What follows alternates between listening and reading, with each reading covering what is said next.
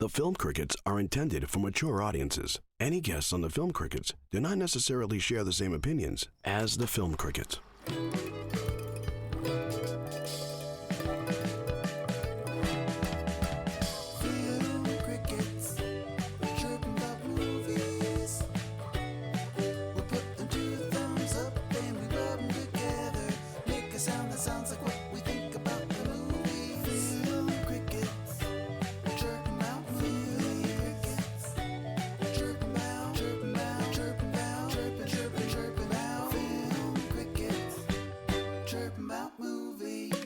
It's time for the Film Crickets with Jay Fortier, Chris Martineau, and Melanie Howerton. On this week's episode, it's just Chris and Melanie, and they continue with the theme of October, reviewing a horror film.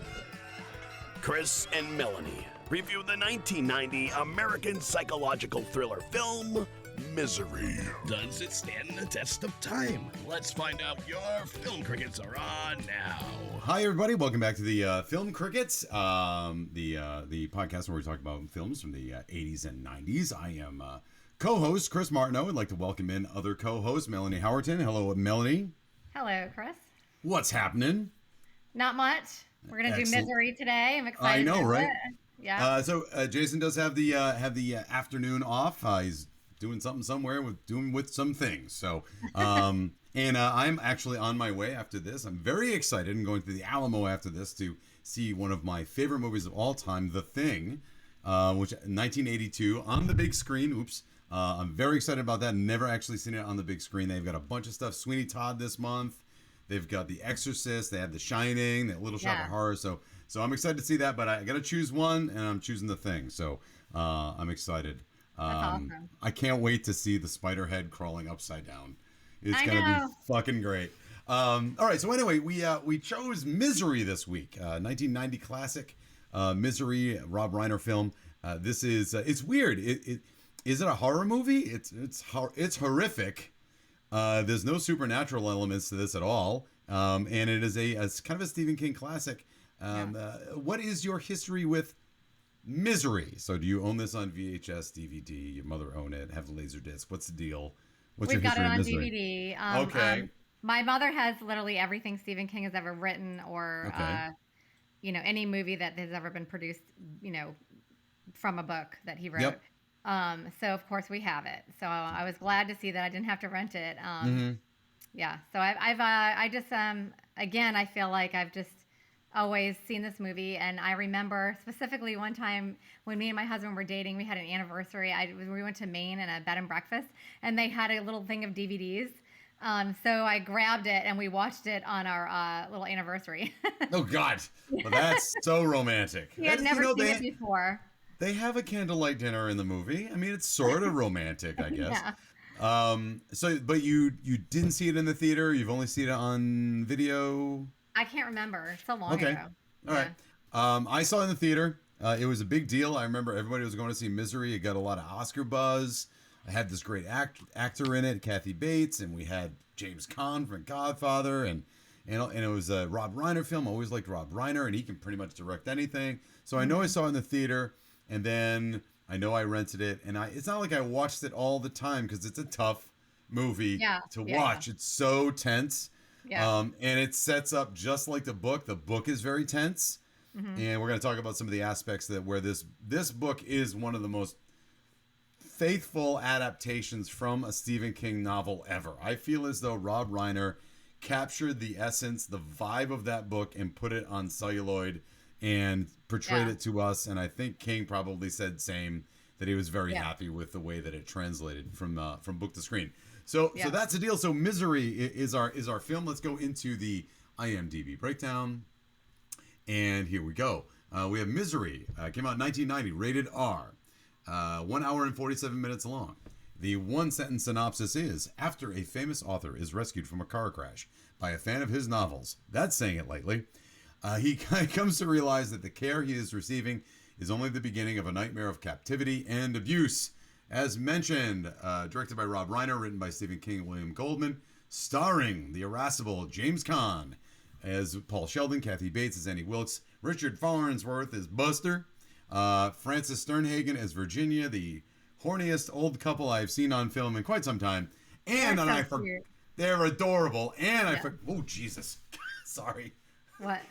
I have these cats that live next door, and they come to say hi, and one Aw. just jumped in front of my window. Oh I'm my like, god. Jesus Christ. Hi, how are you? Okay, and sorry, you scared me. All right, now he's leaving. Lauren Bacall's in this movie. I forgot Lauren Bacall. So classy, so awesome. Yep. She goes way back. So Yeah. so let's get into Misery. So the word misery is said so many times in this movie. Yeah. The book is called Misery. The pig is called Misery, and they say a lot in this movie that they use the word misery in such a weird way. It's the name of the character who is miserable. Misery like, Chastain. Yeah. It's like perfect. Yeah. Perfect. And Paul Sheldon is like a perfect romance novel name. Yeah. No, to me, it's Yeah. But they'll say it a couple of times. Here's to misery. Let's toast to misery. And to me, that was a weird thing because are they toasting the character, or are they toasting their state of mind that they are in misery? Right? Is They're Paul toasting the character, but they are in misery. Yeah. That's what I mean. Like, Yeah. and is Kathy Bates, Annie Wilkes, like she's obviously, well, let's just how do I put it? She's fucking crazy. So Yes. and she's crazy and unhinged and Crazy. oh my god, and she's crazy in ways that you can't even tell, right? Yeah. But she is in misery while she is worshiping at the feet of misery. You're constantly saying, let's do this for misery. They are like they're in a constant loop of misery. Yeah. And so now I want to talk about so let's establish this thing. Paul Sheldon is the writer of Misery. He doesn't want to write misery anymore. He's had it. He thinks he's being a hack. He's got better things. He wants to write the great American novel, and misery pays the bills. Yeah. Annie Wilkes is the number one fan. She's really unhinged. We come to find out she's a serial killer by the end of the movie of infants. Yeah. Not just that's classic Stephen King. Like you take something that you think is bad and you make it like 100 times worse. Yeah. I always think of the tube in Shawshank. It starts as a small tunnel and then it turns into a tunnel of shit, and the tunnel of shit goes 3 football yards, like 3 football fields. It's always making it much, much worse. Yeah. So Kathy Bates is obviously nuts, and she wants misery to keep going. So, Melanie, I ask to you, how much of Stephen King is Paul Sheldon?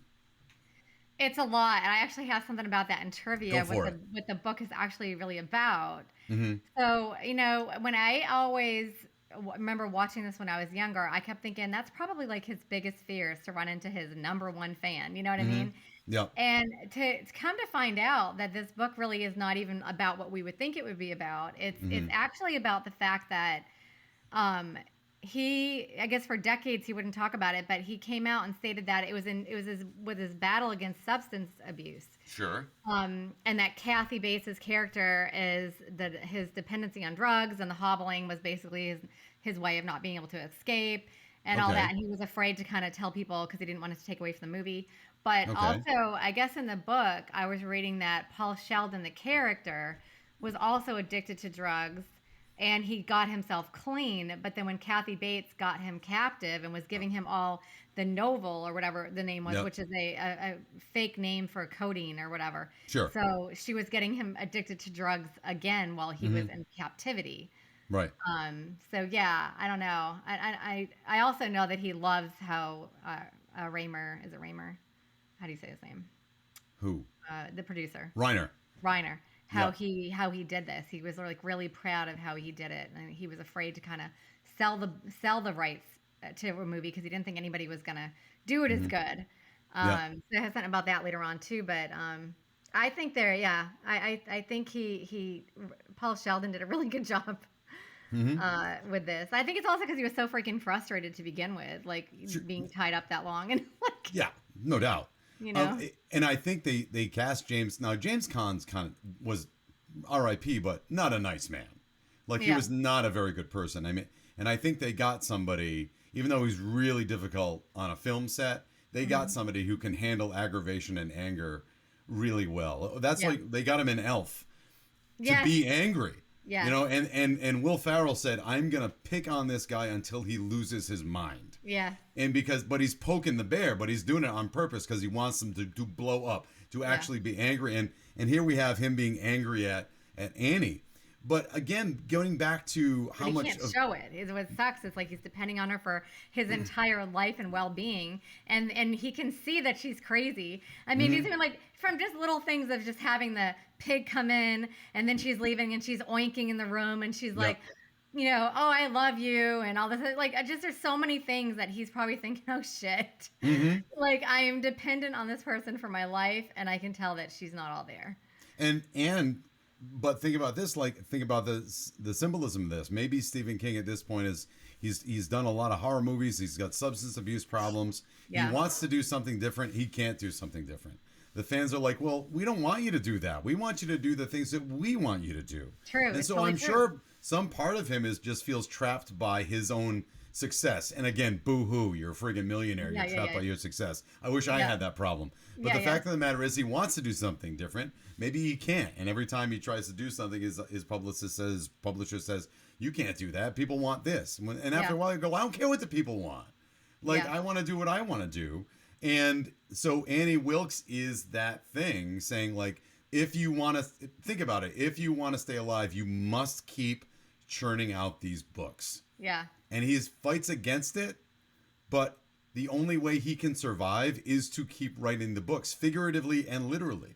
If he didn't start writing the redo after he burned his novel, I think, oh my God, how horrible. Can you imagine working on something for so long? Yep. And it's like the only copy that you have and somebody is making you burn it. I mean, it must have been horrible. Like, I can't even imagine. But on the other side of it, she comes in and says, you must burn this book. And he knows he has to. He tries to bluff her. Yeah. And she doesn't buy it. And he's like, God damn it. And he lights the book on fire and he's destroyed. And then he goes through a period where I'm sure in writing that book under duress, being forced to write the new book, and he's pulling out all the misery stops. Yeah. Right? Everything. And she's all excited about you telling me that back in this other book there's this connection to the lost father, whatever the fuck it is, like some soap opera thing. Yeah. And he writes probably the best book he's ever written and can't wait to light it on fire. Yeah. He's like, I learned it from you. Why not?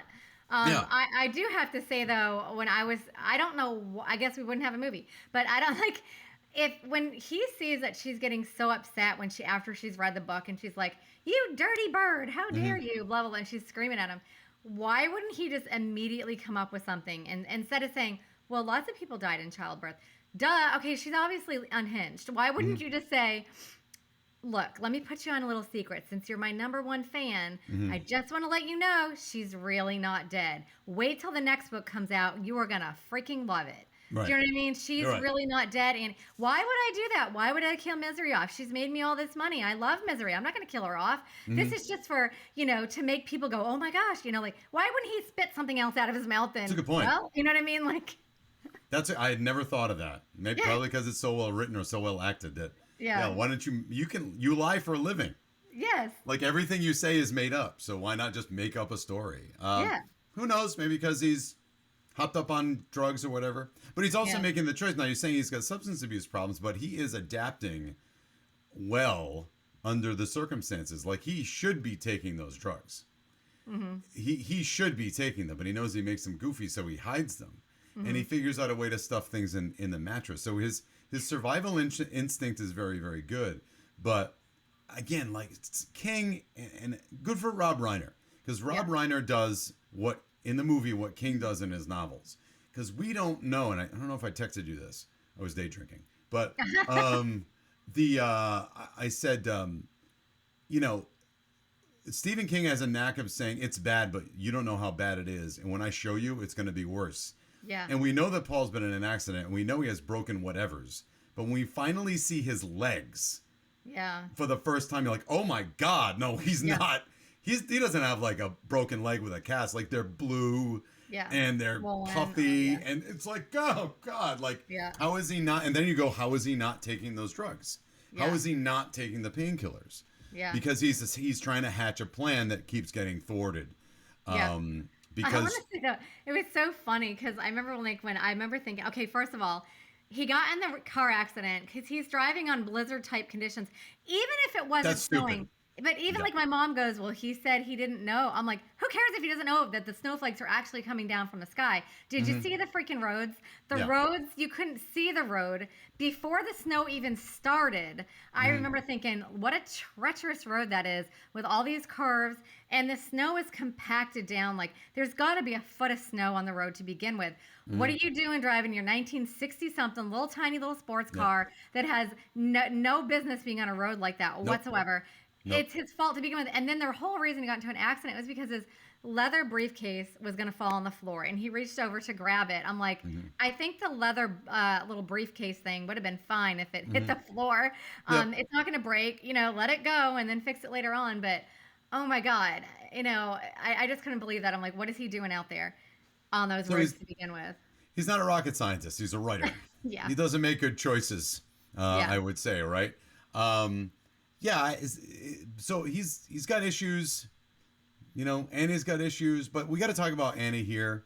I gotta Why? say, Kathy Bates is the best. Oh my God, Oh, she's so good. she's like 42 in the movie, and she Yeah. dresses like she's 75. Yeah. But acts like she's 12. Yeah. But sometimes, and that's the thing that's unnerving, I think, about the performance, is because she's obviously unhinged. Yeah. She is 9 levels of crazy, and you don't know when it's going to happen. Are we gonna get good Annie? Or are we gonna get bad Annie? Is Yeah. Annie, and that's him, Paul Sheldon. Whenever he says something, he doesn't know what answer he's gonna get. He doesn't know how she's gonna react to anything he says. Yeah. Even if he like you can see him planning in his head. He talks to her like a child. Well, Annie, and very calm, right? Because he doesn't want to upset her, but Yeah. it doesn't matter. And you don't know what upset Annie you're gonna get. Are you gonna get Yeah. petulant child Annie? Are Yeah. you gonna get serial killer Annie? Yeah. To me, the most terrifying moment in the movie, it's right near the end, and it's raining, and out of nowhere she just goes, "The rain really bums me out. Oh, I know. I've got 2 bullets. I think I just go get them." What? Where'd that come from? I'm glad it only rained now. Yeah. What about when she's walking around the bed trying to get him to burn the book and she's going like this with the gasoline all over, like basically letting him know, like, I can burn you alive in this bed anytime I want to. So do what I say. Yeah, and that she's known that he's been out. So Yeah. she's like, to quote The Simpsons, stupid like a fox. Like Yeah. she knows exactly, and then once she reveals the fact that I know you've been out twice, my penguin always points south. Yes. Whatever the I always fuck remember it that is. penguin line. Yes. Ugh. Yeah. Can you imagine like what's running through Paul's head? Like, oh my God, she knows everything. Like everything I've done that it's been prescribed or for a reason to try to get in her good graces, she knows everything. Yeah. So is she She that? goes to reach for the knife and she's like looking for this. Yeah, here's the knife. Were you looking for this? Like, it's so perfect. But also on the other side, if Annie is analogous to the fans and Stephen King's career and wanted to do something different, but being forced to do the same thing over and over again because of his popularity, then why wouldn't it make sense that the fans are going to cut me off at every turn? Every time I try something different, they're going to say, "Yeah, but this," I often wondered if she would have let him live if he didn't kill Misery in there because she wanted another book to come out and like she would get him better and then rescue him. I wonder if she would have let him go, but then she was already lying about the roads and the phones being down. So right. I don't know. It's hard to say. Like, yeah, he makes the book that she she told him that she loved him. Yeah. Like straight up, and like, how do you react to that? Yeah. You're pinned down in bed with this crazy person that says, "No, I used to love you as an idea. Now I actually love you, Paul." And then after she does the hobbling, she's like, "God, I love you." I know, but even in the back of his head, does he go, "Wait a minute, do I take advantage of the fact that she's in love with me? Yeah. Like, is this an in? Is this an in for me to get out of here?" And Which he kind of did when he had the dinner with her. Remember, he was going to drug her, but then she spills the freaking wine, and he must have been like, "Oh my God." Because But, again, go. Oh, go ahead. Go. I was just thinking, like, when he actually did get to crawl out of his room, Okay, so well, before he crawled, he was in the wheelchair, and he unlocks the door with his little safety pin, which she says, "I found your key," Yeah. but whatever. So he gets out in the wheelchair. The first thing he does when he can barely move and he's in a wheelchair anyway is go to the front door and it's locked and he goes, "Figures," or whatever. And then he's trying to go to the phone, whatever. What does he think he's going to go do at that door? He's in a wheelchair. The driveway is like 10,000 feet long. There's snow everywhere. He's all broken and he can't even move. What's he going to do? Get himself down 2 feet off the porch and then the wheelchair falls over and he just lays there like a slug and she comes up the driveway? Like, what is his plan at that point? Hi. Just wanted some fresh air. I don't know what happened. I was sleeping and now I'm here in the driveway. And she'd probably go, "Oh, you wackadoodle." Yeah. You wackadoodle Nancy Pants. I just wanted some fresh air. Yeah. So we talked about that. So we got it's a trope that's in Stephen King novels because he's from a small town, a blue collar town in Maine. He loves country bumpkins. He loves them. He thinks they're fantastic. And he will always make it look like these little town folk are clueless until they actually have to figure something out. And the sheriff in this movie, and also the sheriff in the book, who is adorable, is this cute old guy.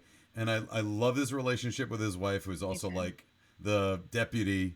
And they're always trading like sex barbs to each other, like, like we're gonna get some later. And it's just like you can't help but think about this very older couple, 70s in bed going at it. She puts her hand on his leg when they're driving. He's like, we're in this vehicle, we're working or whatever. And she's like, well, I think she said this deputy would rather be at home under the covers with the sheriff or something. Yeah, that's good stuff. But I mean, the fact of the matter is the state police doesn't know what to do with it.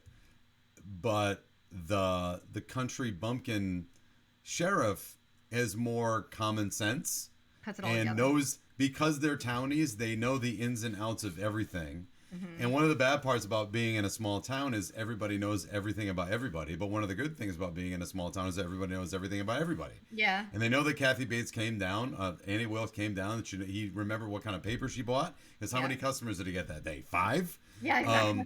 You know what I mean? And he's able to kind of sleuth it out just from the intel from... And being able to smell when something is fishy. Something just isn't right. Because in this town, everything always happens the same way at the same time. So he'll be able to spot an instant when something is weird, whereas from a city point of view, anything that goes on is not that weird. Because a lot of weird shit happens in a city all the time, but in a small town, you don't. And I appreciate Stephen King doesn't go far away from that too much, which I kind of always liked about him. Well, also, too, he wanted to read the book to get to know Paul Sheldon a little bit better. Yeah. And there was a line in there that said something about, like, being judged or something by God or something. And he was like, that sounds familiar. Why does that sound familiar? I've read that line before. So he knew in his head, he remembered that, goes back to the library and sees that it was Kathy Bates, well, Annie, that actually said that during a court trial. Oh, my God, too. I remember when she said, like, she goes, sometimes my thinking is a little muddy. That's why I could not remember everything on the witness stand in Denver. He was probably like, come again. What? What? Like, what? So what? What happened? What? What are you saying? Agreed. I don't know. It works on a lot of levels. We're going to get to TMI here in a minute. Just one last thing. The final demise of Kathy Bates. First of all, I don't know that you needed the additional jump scare. I thought that was asking just a bit much. It's not necessary. It was fun. And he finally got to get rid of her. She dies on the typewriter. But I mean, how much again is Stephen King saying, you want this book here, and stuffing you want this garbage here, take this, shove it down your mouth. Yes, I love I'm sure that. some part of his brain must be like, I have to make these. I keep cranking out these horror books, and now you dumb consumer here, just shove it down your mouth. You want some more, huh? You want some more? Well, here's some more. Eat it. Yeah, eat it. Does he? And I'm sorry, and I might have looked away again, day drinking, but does he hit her with the typewriter? He does. Yeah. He does. Okay, so I wasn't sure if that was so. How symbolic is that? Yeah. Like, you gave me this 50-pound thing, and I'm gonna beat you to death with it. Yeah. And the thing that you want is going to be the thing that is going to eventually end you. So, all right. No, I know she stopped working a long time ago as a nurse, a long time ago. Right. Why in the hell does she have boxes full of like drugs in her Yeah. closet? And how the hell did she get away with stealing that much? Did you see how much was in there? She had a lot of drugs, but back in the day, I don't think there was as much tracking in 1990. I will tell you a quick story about my grandmother. I had pneumonia, and when I was in like the 8th grade, 7th grade, and my parents were going away on vacation, but I was super, super sick. So I stayed with my grandmother. It was around Halloween time. Yeah. My grandmother was an RN, and my grandmother, again, rest in peace. She could be a pain in the ass to somebody if she wanted something. Yeah. Like, she just wouldn't give up. And which is probably, it's like a rabid Saint Bernard, you know, like Yeah, that's trying to help, but boy, she could be a pain. And she convinced the doctor that she would go to all the time, that was my grandfather's doctor. She convinced the doctor to give her blank prescription pads. Get out of here. Because she would say, I'm an RN, I know what to give him anyway. Oh, And my they God. did it. Now, she didn't abuse any part of it. She was just able to give my grandfather the medication that she needed. But I was home with her, and she wrote me a prescription for penicillin. That's insane. A doctor could lose his license for that now. That's so crazy that you get away with everything. Not amoxicillin, straight up penicillin. Wow. And I got better because she's like, you need antibiotics. You've got pneumonia. You need penicillin. We're not going to the doctor. Scribble. Go to CVS. Oh my penicillin. God. Nuts. Crazy. That's Now, you crazy. can't do that. It's a little more. Probably, things are in place now. Can't do that. Yeah. But, all right, let's hit TMI. Okay. All right. Hopefully, if I can't turn it on, we're just gonna have you read. So let's see. Oh, wait, I was going to say, at the end of the movie, when the waitress comes up to him and she goes, I'm your biggest fan, he's probably thinking, okay, that's good. Now get away from me. It's time for TMI with Melanie. Listen to this. I am in the bathroom right before the movie starts. And I'm in the stall, and there's no toilet paper. And mine are at home in a display case above my bed. TMI, my friends. TMI? Too much information. Don't go there, but that's lame. Now, here's Melanie with your timeless movie info. All right, time for TMI. Hit it, Melanie. What you got for us this week? Okay, so first I'll just show you a picture in case anybody's looking. So weird. And then, So of course, weird. that right there was actually Yeah. a display somewhere. It's somewhere. I don't know where the display is. Okay, so let's see. Budget was $20 million. It grossed 61.3. I thought that was kind of low, honestly, It's a for little a movie low. like this. Didn't you think so? Sure. Stephen King was quite impressed with Kathy Bates' performance in the film, so much so that he later wrote 2 more roles for her, Dolores Claiborne in 95. He also wrote a script for TV's miniseries The Stand in 94. His original novel featured a male character named Ray Flowers, but upon hearing that Bates wanted to be involved, he rewrote it as a part for a woman, Ray Flowers, so that Bates could play the part. Stephen King was initially hesitant to sell the film. I think I said that. As Misery, because he was very skeptical that Hollywood would actually make a movie faithful to his vision. However, he was so impressed with the adaptation of one of his works, Stand By Me, and agreed to sell Misery under the provision that Rob Reiner would either produce it or direct it. I forgot he did Stand By Me. I forgot Reiner did Stand By Me. Yep. Yeah. James Caan once showed up to the set with a hangover, and all of his scenes he shot that day were unusable. Rob Reiner, I guess he didn't want to tell him that. So he told him that we had to do the scenes all over again because there was a problem at the lab. But when Caan learned that it had nothing to do with the labs and it was his fault, he offered to cover the money that the studio lost. One of Stephen King's first typewriters had a malfunctioning N key, just like the one used by Paul Sheldon in the movie. And in the book, it's NNS and something else. Like, oh my God. Yeah. I didn't write that because because it wasn't actually like what his key was. I thought that was kind of cool. Yep. But yeah, I saw that. James Caan and Kathy Bates clashed over their acting methods. Caan believed in as little rehearsal as possible, where Bates, with her theater background, was used to practicing a lot. When she commented to Rob Reiner that Caan was not attempting to relate or even listen to her, Reiner told her to use that frustration towards her character. Perfect. James Caan had to stay in bed for 15 weeks of shooting. Caan said he thought that Rob Reiner was playing a sadistic joke on him, knowing that he would not enjoy moving around for so long. Caan found it much tougher to play that kind of a role and was literally miserable for most of the time. It worked in his favor for the role. Kathy Bates had a hard time turning off her character of Annie after filming. Rob Reiner picked up on the fact that she was getting more and more isolated, and as the shooting progressed, he tried to help her leave Annie behind when the workday was done. Despite not getting along at first during the shooting of the movie, James Caan and Kathy Bates actually became really good friends in real life. Bates was heartbroken upon hearing of Caan's passing in 2022 and said that working with him in this movie was one of the best experiences in her career. In 91, Kathy Bates became the first woman to win an Oscar for the Best Actress in a horror or a thriller film. Yep. Frances Sternhagen, who played the sheriff's, who played the wife of the sheriff, was actually the voice talent for Dolores Claiborne on the audiobook. I thought that was kind of cute. Oh, yeah. That's neat. Okay. Yeah, which later starred Kathy Bates in the title role. For the scene where James Caan had to crawl out of bed, the cast and crew were excited for the scene, saying that we literally only moved like 4 feet. But it was the most exciting to be shooting something other than that bedroom. Director of photography Barry Sonnenfeld. Yes, directed Men in Black. Okay. He spit on the hardwood floor to indicate where Caan should crawl to. Caan said that was the only movie where somebody hucked a loogie for his marks. Wow. During the course of the film, Annie says, "Oh, Paul," 12 times. Annie, Kathy Bates, places a wooden block between Paul's James Caan ankles and uses a sledgehammer to hobble him. In the book, Annie cuts off his left foot with an axe and then cauterizes the stump with a propane torch to stop the blood loss. The scene was changed so that it would not be too much gore. Yeah. Kathy Bates ended up actually being very upset over all the violence in the movie. James Caan recalled that his co-star was crying when it came to time to shoot the hobbling scene, and she was also crying towards the end of the fight sequence as well. Oh. When Kathy Bates picked up her Oscar and made her speech, one thing that she said, joking around, was, "I would like to thank Jimmy Caan and apologize for the ankles." And then James Caan said that after doing this movie, he heard maybe about 100,000 times, "How are your legs, Jimmy?" Nah. According to director Rob Reiner. I'm sure he loved it. I'm sure he loved all that. Yes.